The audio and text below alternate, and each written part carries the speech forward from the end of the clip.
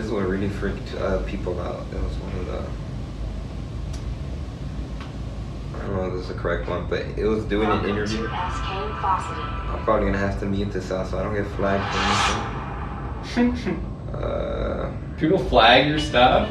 No, but like copyright stuff. Like if I don't know if this is even the right one. No, I'm not worried about No? Okay, good. It is creepy. If you're not worried, then I'm not worried. it. No, I'm not worried about it. Because I disagree. I really do think that we get to a point with technology where we're like, all right, enough. Like I don't think that we're going to be in this like endless pursuit of more and more technology. I really do think that we're going to get to a point to where like, okay, we don't actually need this additional technology because it's going to take away from like too much of the human experience and it's going to have too many unintended consequences. There are examples of that already. Example number one, I'm glad you asked. Flying cars. Oh, no, or the driverless cars. Even the driverless ones. Nobody wants that. Like, we have the technology to do that, and everybody's like, well, did you know that a driverless car is 85% safer than a human-driven car? And people were like, all right, cool, but I still don't want it because I like driving. That's like a big part of the human experience in America post-1950. Is you go and you drive around, you listen to music, you cruise chicks, you do whatever you gotta do. You can still do all that while it drives itself. No, what do you? And the other problem is that like then your work and your school and stuff like that's gonna be like, oh, well, you got an extra hour a day because you're sitting in the back seat of your car, and then people are gonna start putting desks in their back seat so they can maximize their efficiency anymore, and it's gonna make us even more miserable. And I think people see that and they're like, I don't want that technology. We don't need it. It takes away some of the fun of being an actual human being. Get rid of it. Not doing it. So I really do think that there's a point with technology where we're like, we don't need this anymore. We're done. No mas. I doubt it. There's always gonna be someone that's gonna try to invent something and try to one up something, try to create something that they feel like could help or something. Well, then why haven't driverless cars taken off? Because they're expensive. I'm not sure. They're starting to test it in more places though. Like it would have to be funded. I would say like it would have to be funded first by like, or not funded, but like government sponsored, like supported, and like start locally in cities. Like, oh, use these to transport. Like, say if they got rid of the HOV lane, like for people, but like they still had it, but instead of having people drive it, like they just have a whole bunch of the automatic cars. They drive on that lane and take you to downtown and to places. I mean, isn't that just like a light rail at that point? Like it's not even a car. Or I guess you hook your car up to the little track. But then then people that are stuck in traffic on I-45, they're gonna see those cars that are going have to say they're going faster. Okay, here's another example of technology that people were like, we could have it and it might be cool, but like I'm not in on this. Google Glass. Right. Like we could have had this like thing hooked up to our head that would like feed us information in our eyeball, and that we could like record things and take pictures, and it was going to be like way easier than having a phone. And people were like, no, like I don't need this technology invading every personal moment in my life. Like I don't need this thing attached to my face telling me things all the time. I don't want it. That's too much. I just want to go around and be a person and look at things. I don't want people recording me all the time. But then there's people with the virtual reality goggles.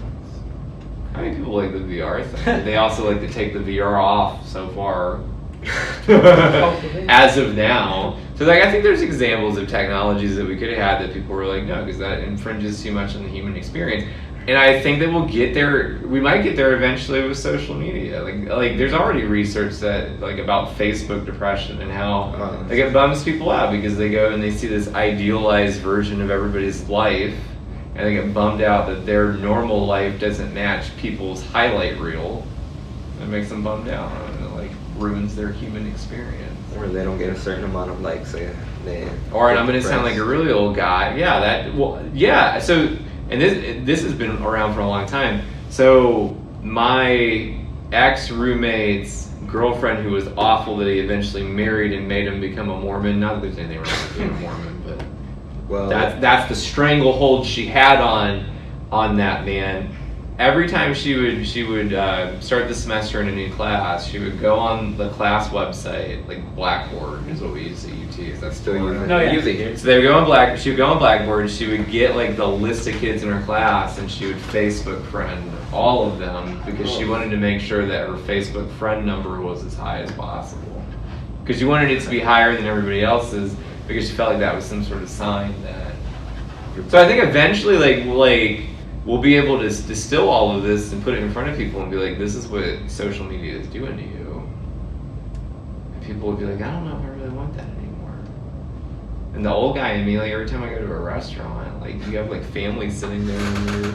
Oh, that's everywhere. They could be at a Rocket store. I think one of the most interesting websites is the Washington Post has this thing called Red Feed, Blue Feed, and it shows you, you can pick you can pick a series of events, and it shows you what conservative social media is saying about that event versus liberal social media. And I think that like when I looked at that, I was like, oh yeah, this is really bad for us.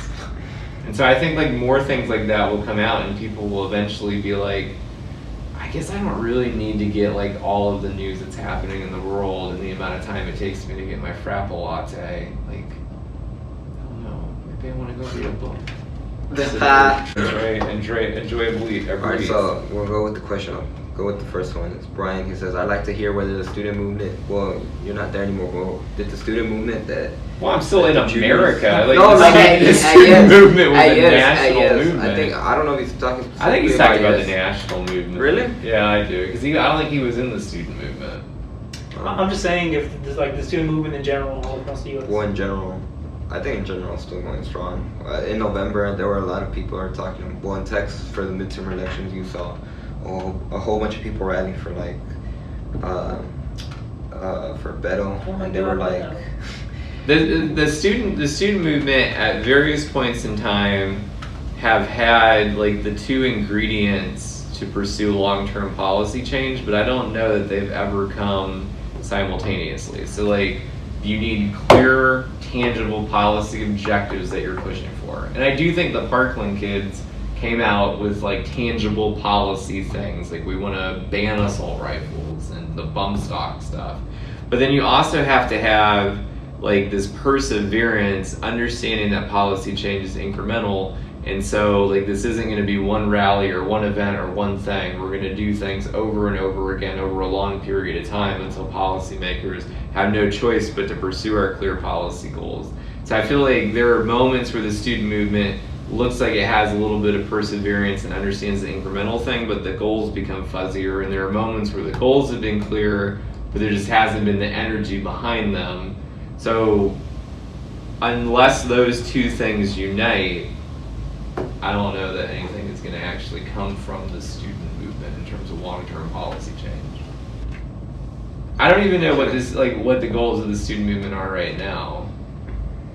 it's scattered. It's different groups that want different. Because there was a period of time where it was like very, very gun-centric, and last year because of the. And now, and now I feel like the student movement is more about just kind of like broader inclusiveness and being accepting of like different lifestyles and viewpoints and things like that.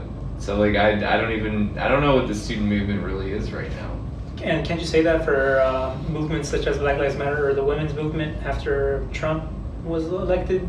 It's 17 years ago. Don't you remember when Trump was elected and then they had the Women's March?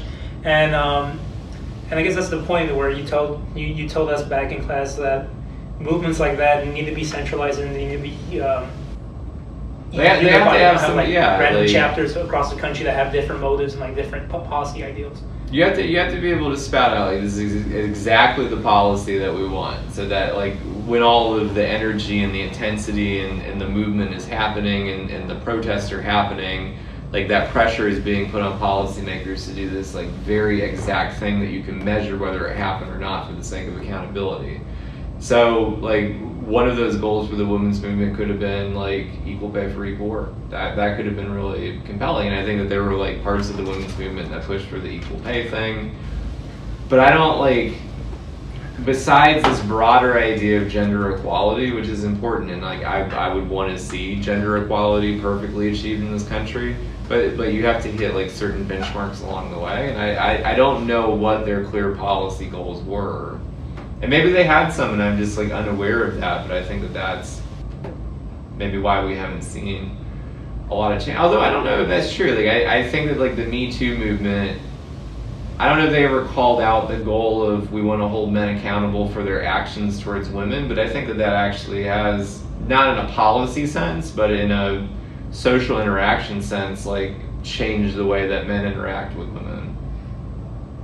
So maybe that's an example of a movement where like there was a clear goal and you could see that goal actualized, and you could see the connection between the passion and the intensity and the change. I don't know, what do you guys think? What's it like to be a college kid during like the Me Too age?